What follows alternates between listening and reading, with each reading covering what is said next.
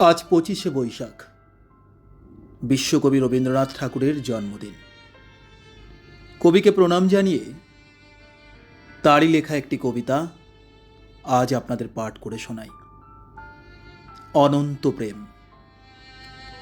তোমারই যেন ভালোবাসিয়াছি শতরূপে শতবার, জনমে জনমে যুগে যুগে অনিবার। চিরকাল ধরে মুগ্ধ হৃদয় গাথিয়াছে গীতহার। কত রূপ ধরে পড়েছ গলায়, নিয়েছ সে উপহার। জনমে জনমে যুগে যুগে অনিবার।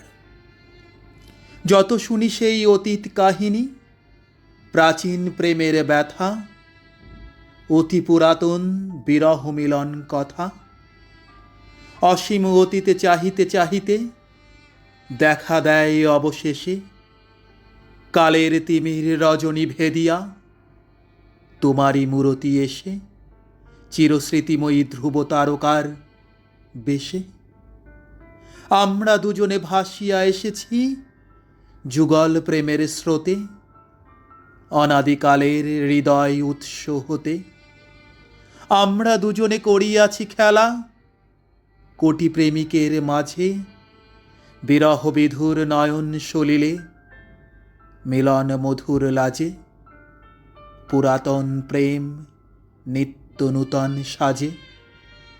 আজি সেই চিরদিবসের প্রেম অবসান লোভিয়াছে, রাশি রাশি হয়ে তোমার পায়ের কাছে।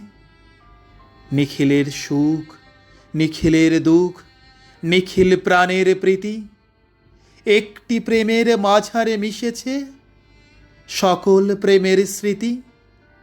সকল কালের সকল কবির গীতি। ধন্যবাদ।